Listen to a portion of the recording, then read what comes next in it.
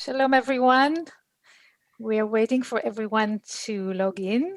So just a couple of moments.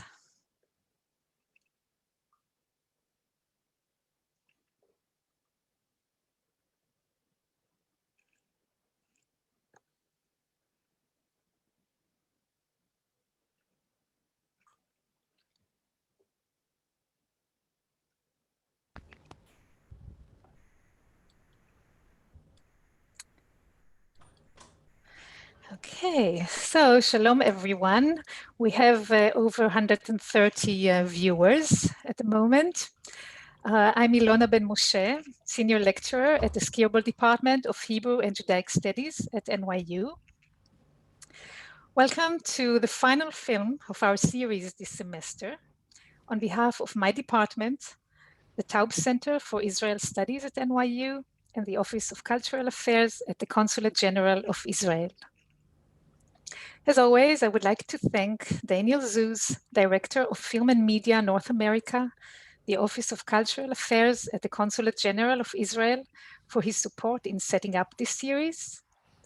Thank you, Kirsten Howe, Special Project Administrator at the Skirball Department of Hebrew and Judaic Studies, for your instrumental assistance in producing this event.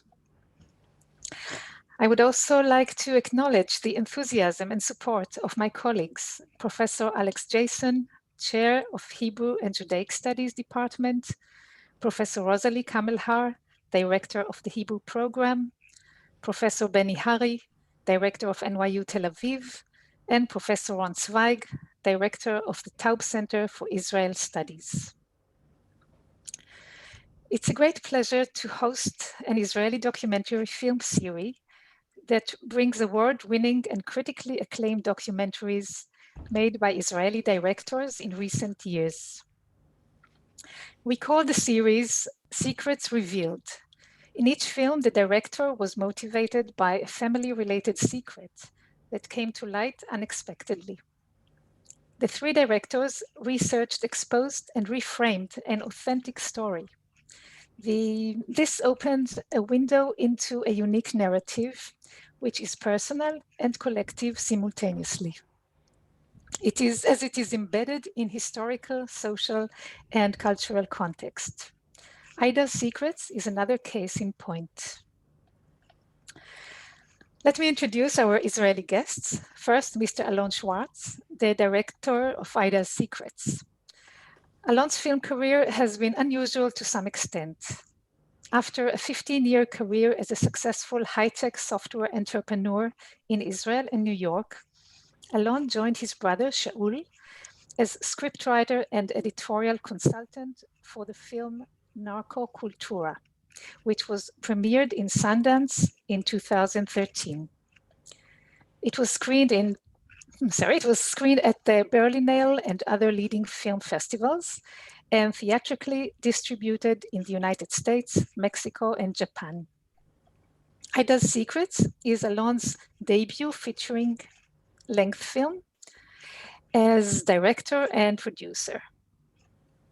In an interview with Dr. Avner Shavit, Alon said, "I'm not a great believer in formal education. If you've managed large-scale projects, and if you're crazy enough to make a movie, then you're skillful enough. All you need is the ability to understand what's important and what's not, what works and what doesn't." After watching the film, I'm convinced. Shalom, Alon. Shalom, shalom. Hi, everybody. Hi. For today's talk, we are pleased to have as moderator Dr. Ohad Landesman. Ohad is a lecturer in film studies at the Steve Tisch School of Film and Television in Israel at the Tel Aviv University. He earned his PhD right here at the Department of Film Studies at NYU in 2013. He's currently writing a book about documentary visits to Israel in the 1960s and 70s, and is co-editing the anthology Visions on Documentary Cinema, to be published in Unveiled Publishing House later this year. He has published broadly on topics such as documentary, film and technology, animation, and Israeli cinema. His blog, DocTalk, focuses on documentaries in Israel and worldwide. Shalom, Ohad. Shalom, Ilona. Thank you. Thank you for being here. I leave the stage to you, but to the audience, please note the Q&A button at the bottom of your screen, and you're welcome to write your questions as they come. Thank you. Thank you very Thank much, you. Ilona. Thank you for this generous introduction. And hi, Alon. Hi, Hi. everyone. Thank you for joining us. I'm extremely happy to have here with me Alon Schwarz, the filmmaker of Aida's Secrets, which I find to be a very moving documentary that won the audience favorite awards at both Doc Aviv and Hot Docs documentary film festivals. It didn't And win in hot dogs. It was the best 10. It was like best, a and 10, yeah, 10 category. right, Yeah. right. But in Doc Aviv it did, Yeah. yeah. And Miami and other places. And Yeah. well, it's hard to say what happens in the film um, thoroughly, but I'll just say that in it, two brothers, one of them is Alon's uncle, reunite after more than 60 years of separation due to the Holocaust, and their meeting, which is I would say instigated or arranged by Alon, raises question marks or more question mark than certainties, and becomes the center of what is really a family drama, a detective story investigation, and an essay film even, or simply a documentary about Jewish culture and life after the war. Um, I read a Point of View magazine called this film a cleverly constructed investigation into lives and misdemeanors. And I really like this quote, which I found quite fitting. And I would also say that it's a mystery film. And I watch it as a mystery film that one really watches on the edge of her seat. And I'm sure that we all have a lot of questions for Alon, and I'll start with a few of them. And you're welcome to write your own in the Q&A, and I'll address them also. And I first want to ask you, Alon, really how this movie really began, because the documentary journey is always a mystery, especially an investigative one like yours. Um, how did you start the film with your brother Shaul? When exactly? And when was really the point where you realized that you have a film worth making? Okay, so I have to say that this film, not this film, but for me, this film started when I was 5 years old. And what is the reason for that? I was playing around in the garden in my grandfather's house in Kfar Didia, which is next to my uncle's and aunt's house, and an old lady walked up to me and told me, "Do I know what a secret is?" I said, "Yes." She said, "You know, Yitzchak has or had a brother." And for me, I was a young kid. I didn't know what she was talking about. I just realized that it was a secret. And the next thing I did, and she told me he was blind also. And the next thing I did is after she walked away, I went to my grandfather who was in the kitchen and asked him if he heard about the secret. And he became white. He grabbed me by the shoulders, shook me, and said, "Do you know what a secret is?" I said, "Yes." He said, "This you can't tell anybody, including your mom and your dad. You can't talk about it." And he went outside and started shouting at the lady. And for me, it was a traumatic event that I kind of tried not to remember, but it came up. And then years after, actually 40 years after, I came to visit my family, and I stayed at my uncle's and aunt's house, at Yitzchak and Racheli's house, and suddenly they started talking about these four certificates that they ended up finding, and he said, "I think I had a brother or a sister because there's another name here with the same parents, and names and the same family name." And then I confessed. I told him, "Listen, I heard the story. I heard the story when I was a kid." So that's how the movie starts for me in the living room. And very quickly, I understood that, that one, I felt he was very mad at me, but I felt that I had to research it, and I didn't go to sleep that night. And from the car, I called his daughter, my cousin Effie, and I told her, "Listen, Effie, I have to research this. I have to, and maybe we're gonna make a movie." And I called my brother, So that's how it started, and we were filming a couple of days after, you know. So that's how it started for me. And would it And be and go would it ahead. be fair to say, because you mentioned that, and it's kind of addressed also somehow humoristically in the film, where um, it's like he's actually hitting you on the head and say, "You knew that." And I'm wondering whether the making of the film is kind of guided by your own feelings of guilt or remorse for not revealing the secret that you've known for so many years, and not revealing it to your uncle. I felt very guilty. I felt very guilty, and you know the reason why I didn't say anything, and others I think didn't say anything, because a lot of people knew. It turned out in the family and the old people in the village, is because nobody wanted to open up this Pandora's box, because you don't know. You say, okay, there was a reason why somebody hid this from him. Otherwise, they would have told him, and they knew all the information. We didn't know. I didn't know anything.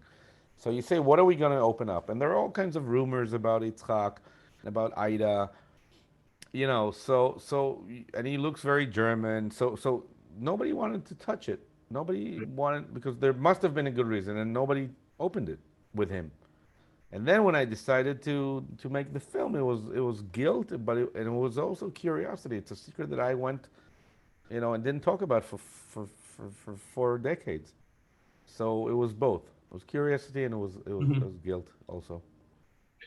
And then you start this research and this investigative journey, and one of the most maybe striking thing about your film is the extensive research and fortunate findings that you have.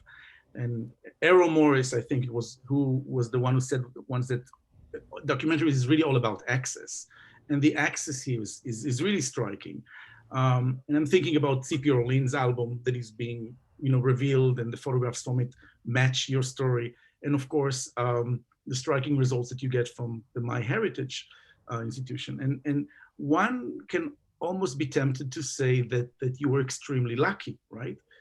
And I'm curious what your thoughts are about this research process, and how luck kind of served some role in it.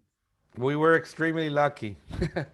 Yeah, in Hebrew, we say "shoter mazal misechel." There's more Mm-hmm. luck than brains. Mm-hmm. So it also requires a lot of brains to get together a film like this. But we were lucky. I mean, we were lucky at several points. That's absolutely true. I mean, it started. If you talk about the research, it started really by a manhunt. Mm-hmm. Because in the beginning, we don't know. We don't have any. We don't know where Shep is. We don't know where the father is. We don't know that they were together. We have two missing people. One probably dead or very, very old, and one may be alive. You know, Right. he's younger than Yitzhak. So the beginning of the research, I was looking at shipping records and looking for all kinds of ways to understand if Shep ended up in Canada or in America or in Argentina or in Australia. And we had on the, you go down to the labels, the stamps on the certificate to see what ship they went on, and then you go to the archives of the U.S. Navy and other navies, and understand how the ship. You look at shipping logs, and you Right. look in all kinds of databases. Once we found Shep, and this connection was made through MyHeritage, uh, um, then we were revealed to an extensive amount of information, and we knew the other side story. Once we met, he was Shep was actually also researching this subject years before, to try, because he thought he had a brother too. He also found those certificates years before. He never got to Yitzhak. But once we got to Shep, the research became, what was the story of this family, and why the hell did they split up, each going in their own direction? Because Shep didn't know. Ida didn't tell Yitzhak, and his father, Grisha, didn't tell him. So it totally shifted after we met Shep, Mm. and the discoveries of this father figure that we thought, all of us thought he was the father of both of them until a very late stage. But he was a character. We knew he was the head of the transportation department. I knew from researching the documents of the DP camp what DP camp. Now, when I'm researching, I knew it was a very interesting historical story that was untouched in cinema almost at all. And I realized we had a historic story with a family story, and then we had pure luck finding those pieces of footage in an archive that matched the pieces, the pictures in Tzipi Orlin's album, and they were shot on the same day. And we kind of edited the scene, that cuts from footage to photos, and it was beautiful. We found them in two different places. The album was in Amsterdam. The film was in the U.S. So we had a lot of luck to make this scene and to cut it this way. Yeah, and you mentioned the DP camp, what we call in Hebrew the Akurim camp, and of course this is something that we know very little about, and especially in Israeli cinema, there are hardly any films addressing it. And I'm thinking of one exception is maybe you can call it the doc fiction hybrid, a film made by Meir Levin, The Illegals in 1947. But even beyond cinema, I mean, the war ended in 1945, and Israel was founded in 1948. And then you have this gap of 3 years. What was really happening there? We hardly know anything about that, I think, from cinema, but also in general, and especially in Israel. And can you speak a little bit about what you've learned by making this film, about the life or the cultural life that was happening there in 1945, 48? Right. So when I started the film, I had no idea what a DP camp was. Right. I'm an Israeli guy. We learn about the Holocaust. We learn about people dancing hora in the kibbutz after, and in Ben Gurion, and the war, and the independence war. There's a void there. And as I said, when I realized that to know what happened to this family, we need to dig into those 3 years. I went to New York on 16th Street. There's a couple of Jewish archives that got together, and I started. And there's a lot of the data from the DP camps, and I started reading newspaper. They had newspapers. They had all kinds of social things that happened in those DP camps, and I started reading and reading and reading, and I really realized that there was this whole life there that happens to these. To these survivors, they at the beginning it's a hospital, and there's antibiotics, and they keep dying. But when they stabilize the physical situation of medical situation of most of these survivors, they start living, and they're young. Who survived the war? Young people. Old people didn't survive. So you get a lot of these young people in one place, and things happen, and they have culture, and they start. It was a lot of Zionist involvement. Ben Gurion came there, and it was one out of 220 plus DP camps. It was one of the largest, and a lot of things happened, including a lot of love stories, and a lot of sex, and a lot of babies. And actually, there's a baby boom thereafter, which is probably the biggest baby boom in history that's recorded. And I realized this as I was going through all these papers, because you read all kinds of things, how they write, is it okay for Jews and non-Jews that fall in love to have kids? Is it all kinds of questions in the papers and in the other documents. So I realized we have something that we need to tell, that there's a bigger historical story here. And I think that's ultimately what helped the movie when it came out, because a lot of people didn't know this side of Bergen-Belsen, the DP camp. They burnt the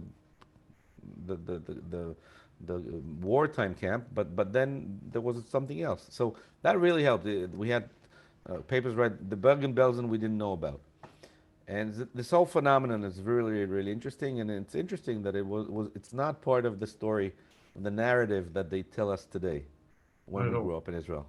No. This period. Yeah. And I'm wondering, and I want to ask you that kind of cautiously, about somehow the ethical concerns that you may had before embarking on this journey and making either going through this journey, maybe something would not be good for him. Maybe it could end up badly for him. And there's all these, really highly sensitive and explosive emotional moments, like the meeting between the brothers that you've arranged for them. And were you afraid that they would go out of control the other way around than you expected? Was that an issue? They did go out of control. We just didn't show you in the film. No, I'm joking. It was not easy, because it's obviously, as you said, a very emotional thing. And we had moments that were not easy. They were very anxious at different points, all of them, Shep, Yitzhak, and Aida. But at the end of the day, we all understood that what the top mission is. The top mission is to get together a family. And they all wanted to get together, except the third brother, of course, who at the end didn't want to get together, but which was a total surprise for us to find. These three wanted to get together. And we asked each of them, and that kept us going. And then when they met, they wanted to know, the kids wanted to know what happened. And they knew I was the vehicle. You know, when you have a movie, you have some kind of budget to do research and a capability by me and other researchers that helped. So it was like an unwritten contract between me and the protagonists. And of course, there were hard moments. I mean, we had all kinds of ups and downs during the filming, but we got over them at the end. Like what? Can you tell us a little bit about them? Um, Some things. I mean, one of the things that happened at the beginning, like when we met Shep and Melanie, they weren't sure. They didn't want us to film the meeting with Ida. They said we don't know her. Maybe she doesn't want to. And we had a discussion about it, and we said, listen, this is why we are doing this. I mean, you know, yes, she's your mother, and we're introducing you to her, but we have to film it. I can't not film it. It's not part of the deal. Right. And that's I mean, we are doing a documentary, and we can always edit, and we'll show you, and if you have a problem, we'll talk about it. But we're filming. We have to film. And you know, it took them 2 days, and then we flew over, and then when we got there, everybody forgot about it, and we just filmed. Of course, Ida was asked before if she agrees to it, and etc.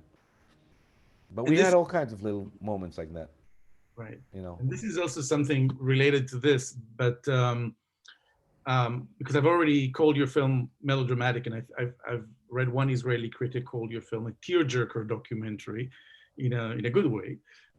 It's clearly very emotional. It's very moving. It's very dramatic.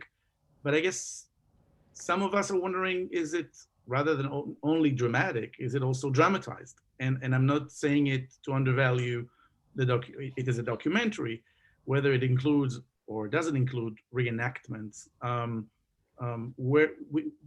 Were those necessary part of your film, the way that you've seen it, or did you want to make your film without reenactments at all? I'm thinking about both the meeting of the brothers, and I'm thinking also about the montage that we see, preparing for the flight meeting, and then Ida preparing in a different location, so Shepsel and Ida. Obviously, it's a natural part of the documentary, but what was your approach towards dramatizing and reenacting moments? Nothing was reenacted except one part, which was our meeting with Lawrence from MyHeritage. When I meet him in the park. When I meet him in the park, that was shot after, because the first meeting, the first time we meet, was in an office. We filmed it, but it was like neon lights. It was just a meeting and our first talk. And when he gave, and then we kind of wanted to make it nicer for the film. So we met again, and he reiterated his point, and he analyzed the pictures. So that was shot after the first meeting. But none of the actual meetings of Shep and Ida, it happens. I don't think if it was, they would have to be very, very good actors to be like that. Nothing. It's all happening in front of the camera. It's impossible to reenact that and to make it like that. So yeah. So that's nothing was reenacted there. Okay. And is it dramatized? When you're a movie director or editor, you want to create a story that will take the viewers on an emotional roller coaster. So you all the time you ask yourself, how do I make it? It's obviously the meetings are dramatic, but how do I make the rest of it dramatic? How do I lead you in a way how do I tell it in an order that will make you have the most impact? And of course, it's part of making films, Sure. but it's not staged, not reenacted. To your question. And Alon, taking it from a different angle, I mean, the melodrama. One of the things that I particularly like about your film, that it's kind of built, because it's built like a detective film or a melodramatic detective film, it gives us the expectations as viewer that it will follow like these genre-based conventions of a fictional melodrama with a happy ending or a structured narrative. But then nothing is necessarily resolved at the end of the film, right? I mean, there's no resolution, there's no happy ending, and we're left with more question mark than answers. And it's as if you're like building expectations from a fictional film, and then you're throwing us back to the uncertainties of the documentary. So did you have this understanding when you made the film? Absolutely not.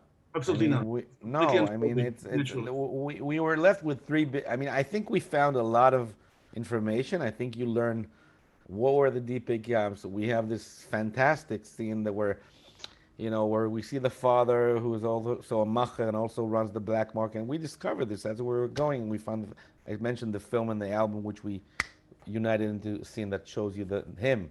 We were lucky enough for him to be the main star of those movies that were shot there. But we were left with three questions which we don't have answers to. Who was Isaac's real father? It's not something we know. Who was the guy? Or is it not the other guy in the other photo? Who knows? Right. And who was the third brother, which we discovered towards the end of the film, so that he exists. So we were left with questions, and Ida was not. If she knew, she didn't want to tell us the answer to these questions. So, and I'm not sure she really knew who Isaac's father was. She before she comes to Bergen-Belsen, she was held at a Nazi senior Nazi house of a lady. We don't know who she was, where she was, but this much she told us, and her friends told us she was abused there. So I don't know that she knows who his father was. And we know from academic work that's been done on this subject that women who went through rape or you know in the war don't like to talk about it. It's not Right. something people want to forget some stuff in their lives, and it's legitimate. So, we asked once, we asked twice, but then we let it go. Um, she didn't want to talk about it, and I think it's something good. At the end, I think that the fact that we have these questions open is not a bad thing for the movie. I think it's part of the spirit in the world that people didn't have answers to everything. People got lost, and this is what it was, the spirit of for the world. So I think it works at the end. No, it does You for know, sure. And the third brother, he didn't want to meet the two other brothers, or did he know that he had any brothers? the third brother I never met, and I don't even know his real name today. Just know his birth name, and through a third party investigator that ahead of time told us that he will try to find him, but if he finds, he'll need to ask him if he agrees. We got in touch, um, and the answer was, he lives in Canada. He has grandchildren. He's not in Montreal. He's Toronto today. It's him. We have the birth date. We have he knows he was adopted. But he didn't want to be in touch. He said, "Listen, I have a family. I was adopted with another woman. She's my sister today. I want to retire. I put my kids and my grandchildren through college. I want quiet. I don't want a new family." And we tried several times. The first time, and then there was a premiere in Toronto, so we kind of sent out a message, but we never got an answer. I mean, it was not. He didn't want to meet, which for me is a bummer because I had this whole idea about having. Yitzhak and Shep had this dream. They didn't know about each other about jumping from a plane with a parachute when they're 70. They had this each had they had the same dream. So I said, if we find this third brother, the opening scene will be we're going to throw three people out of a plane. You're not going to know who they are, and then you'll understand. But we never had the third brother, so that went off. So that's how we killed that scene. And he didn't want to be in touch, so we let it go. We have a lot of questions packing up here on the Q&A, especially related to those unveiled secrets. Faye is asking, it seems that the question of whether Ida was Jewish and whether Isaac's father was Jewish could be told from the DNA. Was this clarification left out at the request of one or more participants? If not, what was the reason for leaving it out? Is it possible for you to comment on the DNA findings at this time, or is it still necessary to omit it? No, it's not necessary to admit it, and I think not everybody understands it, but I think I meant to be pretty clear that Ida is not Jewish. I think most people understand it from the film. Ida is not. Ida is a Polish girl Mhm. that marries a Jew in the camp, and We don't have a formal giyur document, but we know that was the very customary for that period when there were mixed marriages, and then they break up. But she continues, and she's written. She's when she comes on the ship to Canada, she's written. She's a Jew. She works for a Jewish doctor in Montreal. She moves to a Jewish hospital. She works there as a nurse. So I don't know if she was kosher rabbi Jewish, but she was considers herself Jewish. For me, that's enough, and that's okay. And she lived kind of a mixed life. She has a Hanukkah tree and a Christmas Chanukiah. So that's the type she was, but she was very close. I mean, she came to Israel a lot. She loved Israel. Um, so I thought it was pretty obvious, but I do know that a lot of people ask this question. As far as DNA, we know from the DNA that Yitzchak's father line is also not. It's not that you can know from DNA Jewish or not. There's typical genes that you sometimes can estimate. So we don't have any of these genes in his father as well. His father is Austro-Hungarian area. So that's what we know about the DNA.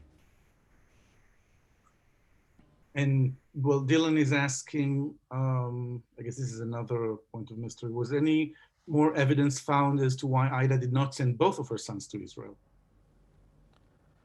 Well, it's not about evidence. It's, I mean, we know one thing. We know that today, I mean, after we finished, we understand that Grisha was Shep's father. He was a powerful man. He wanted to take him with him. He was blind, and nobody takes a blind kid.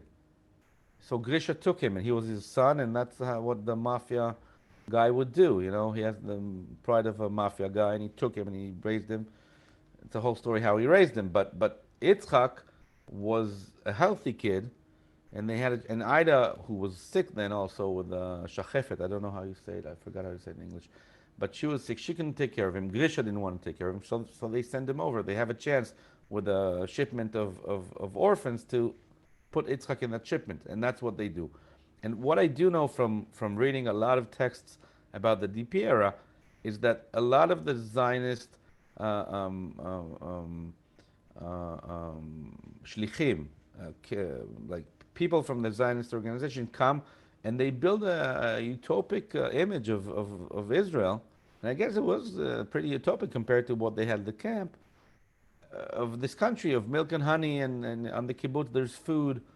You know, there was agriculture and there was food on the kibbutz. So people wanted to get out and come to Israel. They couldn't because the British didn't let anybody in, but they did let orphans in. So it was a real chance to send Yitzchak, and I'm sure Aida at the time did what she thought was best for the kid, which is to give him a future. She's sick.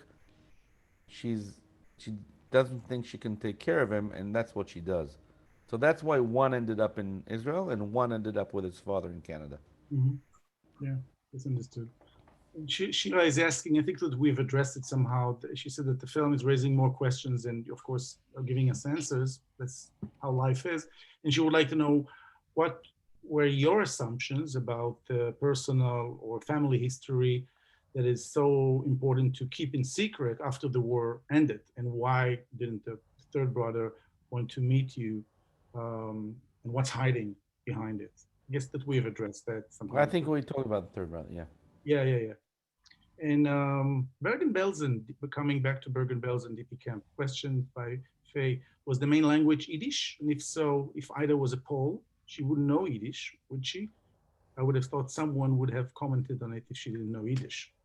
Well, Bergen-Belsen after the war is a very interesting place. For one of the things we have to understand is that in Israel, at least, everybody thinks it was like a Jewish club of a camp. No, the Germans had in their camps Jews, gypsies, POWs, all kinds of people from everywhere. And after the war, even more so, there are different blocks of people from different countries.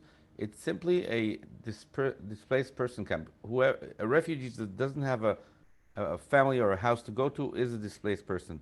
So there are Jews that are put all together, regardless of what country you came from or what language you spoke. Usually you also spoke Yiddish.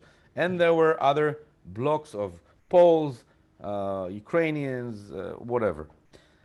The language among the Jews, there's a lot of Yiddish. When I went over the newspaper, there was the Yiddish, because that was the common language. And Ida didn't speak Yiddish, but she did speak German because she grew up during the war. She was kidnapped like a lot of other Polish teenagers and enslaved in Germany. So she does know German, and there's similarities there. And of course, she speaks Polish and later English. That also, I guess, answers Odelia's questions. Do we know more details about Ida's parents and her story during the war? So Yeah. yeah, Ida was orphaned when she was 3 years old. She grew up with her uncle and aunt. I didn't research too much there because you know that was not the main focus of the research. But we do know today where she was born, what village she grew up in, um, and we do kind of know what she went through, as a kid, and then how she got kidnapped into Germany when the Nazis come, which is very typical for countries, for non-Jews in countries around Germany. The Germans come in, they enslave them. You go to work in the weapons factory, you go to work in the field. I mean, the German industry was run by slave labor. Right. We know that historically, and she was part of it. And well, that's a difficult question to answer, I guess. It's a question, a big question in the movie. Why did Ida not look for Shep? Mark is asking. That's a good question. I don't think I have a simple answer for that, and I don't think she had a simple answer for that. But when I did ask her, she basically told me, "Listen, I was sick. How do you say shachefet? The word doesn't come to my mind. I'm also blanking out. Yeah, so we'll Google that. But she was very sick after the war. She knew he was okay with his father, and when she gets healthier, it took her years to get healthy. She starts looking for Yitzhak, and that's also a pretty expensive process back in the day when you don't have email, WhatsApp, and internet. It's you write letters, it's lawyers, it was complex. So the resources she had, she chose to look for Yitzhak because she Mhm. knew he was alone, and she knew that Shep was with his father. That's the kind of the answer she gave me. It's still hard to understand because you say, Sure. okay, she Yeah, should I look don't for know. both, but that Yeah. was the reason she gave. And And Shep- Shechefet is tuberculosis. She had tuberculosis, and it took her years to after the war to get out of it, like 5 or 6 years to get healthy again. Well, still with Shep, Donna is commenting. Thank you for taking us into Shep's capacity for being so active and such a successful athlete, even as a blind person. My husband was totally blind, so that was a lovely extra that touched me. Okay, that's a really interesting add-on in the movie. Your focus on that. Yeah, Shep. I mean, listen, we didn't know if we would find a brother or not when we started the movie, but when we found Shep and he was blind and he was like a Paralympic athlete and we met him, we couldn't believe how good of a character we had. We talk about lucky. I mean, Yeah. that's lucky to be a movie maker and to have this character fall on you. And it's more than even what we showed in the film. I mean, just a couple of words. I mean, Shep, apart from being an athlete, was a programmer. He programmed code, and he was worked for a company that was bought by IBM. And I programmed. I was a tech guy, and I programmed many years ago. But still, anybody who's ever touched code, especially in the '70s, knows that you have to see and you have to edit. And he does this with a Braille screen reader in the '70s, and it's hard to. You have to be a genius to do that. You have to remember the entire code. It's unreal that he was able to do that. And another little story about Shep. The first day we came there and we started shooting him. We came to Shep before Yitzhak came. By the way, when they meet, we come with Shep to the airport, and Yitzhak comes down the escalator. So we flew there to get. We didn't put that in the movie at the end, but so at the end when we finished shooting, I was really really hungry, and I was like signaling my brother, and Shep was like, okay, where are we gonna eat? And then we said, okay, we feel like a hamburger. And he said, okay, get it, let's get in the car. And and Joel puts it, my brother puts on the GPS. Shep says, turn it off. I want to tell you where to go. And he remembers the entire Winnipeg map. He knows where he is, and he can tell by the turns and by the inertia of what he feels in the car. He knows where it is, like a Waze application in his brain. he is a genius, and it was amazing to see, to learn many other examples of how developed the brain is when you don't see, how you develop other senses. It was amazing, and we put a little part of it in the movie. And you wanted to throw the three brothers from a plane at the beginning of the film. That would Well, make it that into a well, Christopher listen, Nolan film. listen, they had the same dream, and Shep kept saying to me, "We have to do this. You have to." And his daughter Melanie didn't want him to jump off the plane because he had a heart condition, and the agreement was that if we find the three brothers, and he'd be willing, we'll do it. Lucky for Melanie, we never found the third brother, and Right, we didn't throw right, them off the plane. right. Alon, you mentioned this, the high-tech company. You don't mention your background. I mean, it's hovering there, and I need to ask, surely you don't have any formal education in film. How did you end up making film? And Um, I don't know. I don't know if if you take all the directors that are successful making documentaries and you see and you check what percentage went to film school. I don't know what you'll discover. I'm not sure you'll see that everybody graduated film school. I very think famous. you'll discover that a lot didn't. So I'm in that group. It's really, really hard to make films, documentary films. It's a voyage. It's a it's like a triathlon. It's like a marathon. Not that I ran a marathon, but I can imagine. It's a long, long, long process. I'm working on a film now for a couple of years also. Um, What are so you you, working on? Can you tell us what are you working on? I can't really tell. No, it's also very historical and has to do with Israel, but Right. we'll talk about it in January, I hope. Okay. But but I think the most important thing for a filmmaker, beyond understanding how to tell a story and understanding what visually works, is perseverance and the ability to run long distances and be down and be sad and be happy and know that it's all part of the process. It's a very hard thing. So it's a long distance thing and a long run, and that's the most important. Hatmada in Hebrew. Uh, Aside from that, you need to select a good story. You need to tell how a good story. Of course, it helps to go to film school, but I know, my brother also didn't go to film school. He hardly finished high school. But He's those here next. qualities you He's here mentioned, next to me. the, so those so qualities that you mentioned, you can get also in a high-tech company. Perseverance. yeah, and if you ask Elon Musk today, he doesn't want a college degree. He wants some people that will be smart and know how to do Yeah. things. So it's not that I'm against formal education, and I think for some things, of course, you need it. But for some things, if you have enough experience running projects, managing people, managing long-term activities, you can do it. And I think a lot of directors do it without a formal education. Let's go back to the questions. Grisha, we haven't talked a lot about Grisha. Janet is asking, did Grisha marry Aida and also the German nurse? Is he a bigamist? No, I mean he didn't do it. I mean he first marries Ida. Sure. They separate. They're registered as a family. Then they separate, and then he marries. Uh, he has a bunch of affairs that we show you in the album. He was a little bit of a playboy, and then he marries the German nurse after, and she's the one that takes Shep with her to Canada. So he marries two non-Jews. Okay. For the German nurse, he also makes her a Jew formally. We don't know about Ida. We didn't find a document, but for me, it's not so important. The formality of things, it's more what you feel that you are. Yeah, and he's not a bigamist. No. Mhm. What happened to Sheps's wife? No mention in the film. So Shep is divorced. When I never met Melanie's mother, I never met her. She was not part of the film. They're divorced. But the interesting story about Shep is that after we finished the film, he one day sends us me and Shoal an email, and we see him with a jacket, and next to him a lovely lady with a white dress, and he went on a bus shortly after we finished the film, met a woman that he knew 16 years before, and they got together, and they're married today.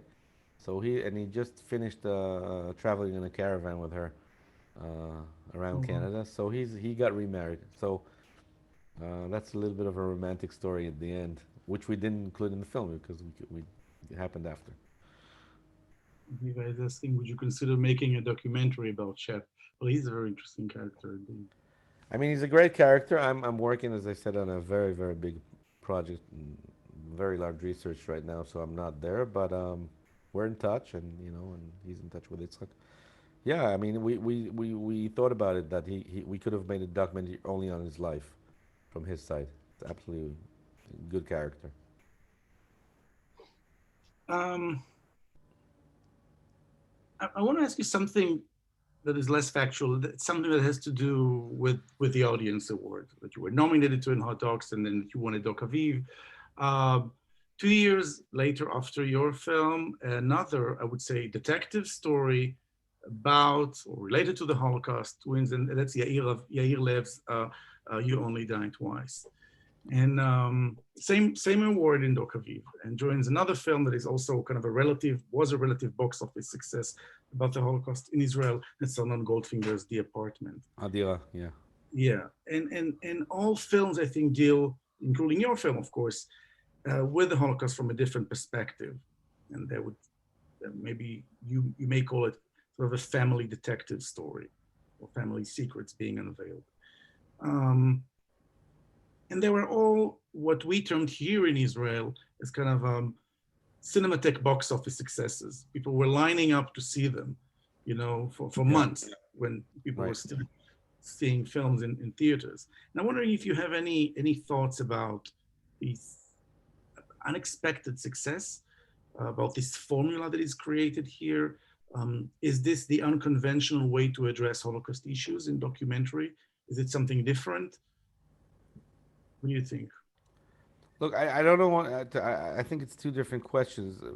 What you're asking, I don't know to make a relation between the fact that we're telling the Holocaust from a different angle, or the post-Holocaust in my case, from a different angle, and how it relates to box office success. I think that a lot of subjects, including the Holocaust, we're very used to many. We grew up on a certain way of telling it, and then at some point came people and looked at it from a different angle. For me, I didn't want to make a movie about the Holocaust. It's, of course, I can't get out of this being tagged as related to it, but there's not even a single frame from the actual war or the Holocaust in the film. The only frame you see is the archival footage of the Brits burning down the wooden shacks at Bergen-Belsen. So I'm a post-war kind of documentary, but instead of showing the catastrophes of the Holocaust and the death, you show how it affected life, and you tell it in a dramatic story.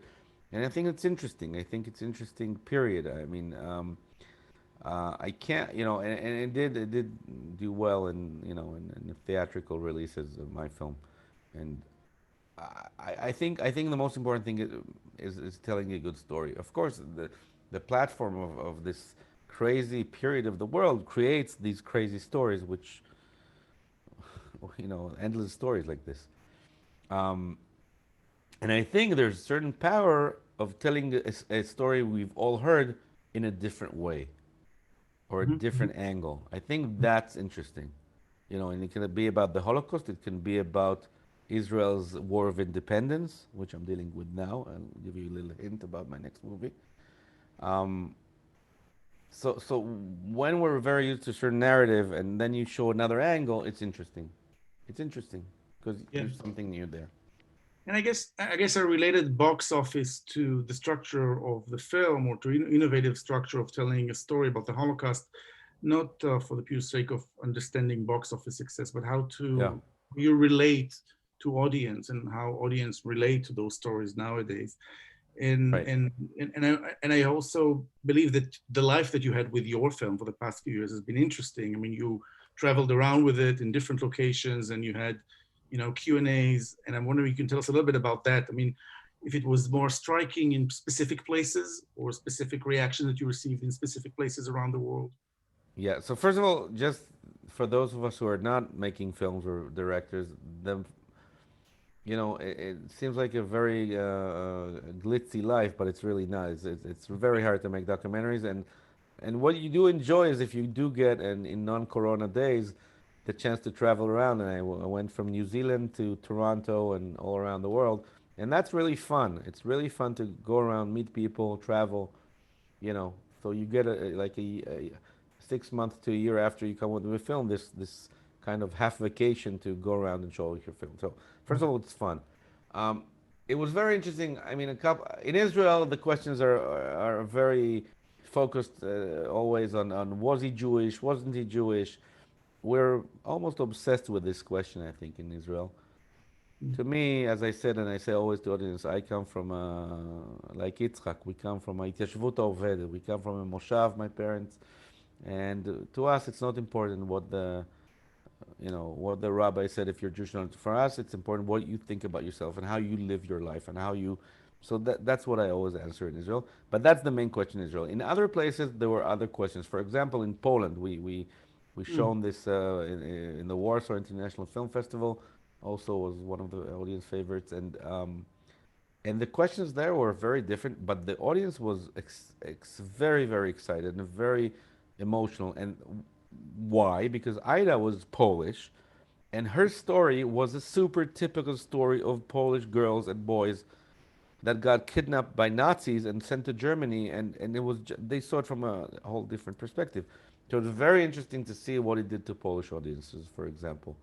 Uh, and people came up to me and it's like my grandmother and like my grandfather, and it touched them in a way that I was shocked.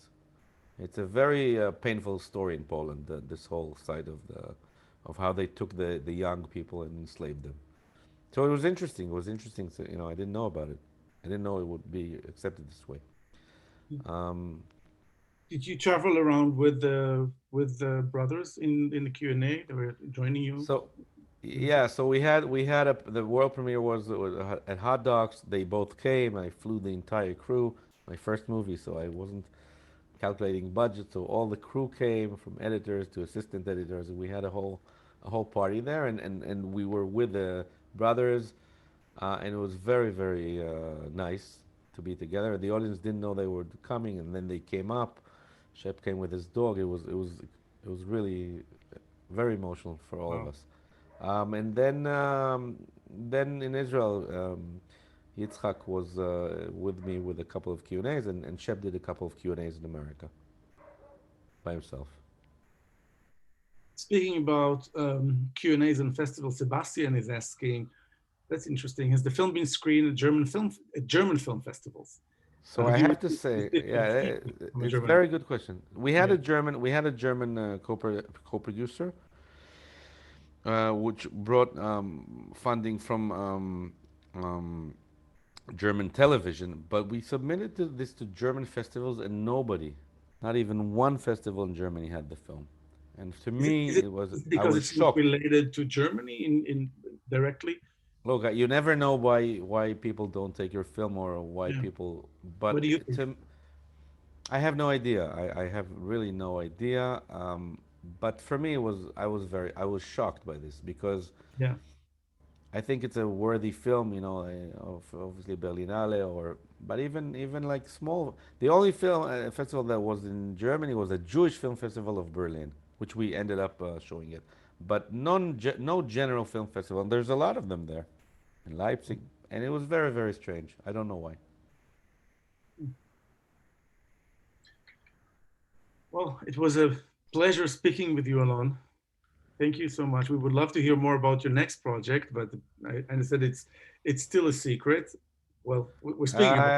Yeah, it's kind of a delicate subject. It's about the narrative of how Israel started and how the Israeli society tells this story to itself, um, in a Hmm, very interesting way. I think you'll hear about it when it comes out, I'm sure. great. Well, thank you very much, Alon, and thank you all for joining us for this wonderful conversation. Thank you. Thank you. So thank you, Alon and Ohad, for this fascinating conversation and for revealing to us some more secrets behind the secrets. And good luck, Alon, on your Thank you upcoming very much. film. Thank you. And thank you, our dear audience, for joining us today. We had a record number of 205 participants, and we are extremely pleased to host you here. We are hoping to continue this program in the fall. Stay tuned. In the meantime, we wish you a wonderful, relaxed, and healthy summer. Bye-bye. Thank you very much. Bye-bye. Bye.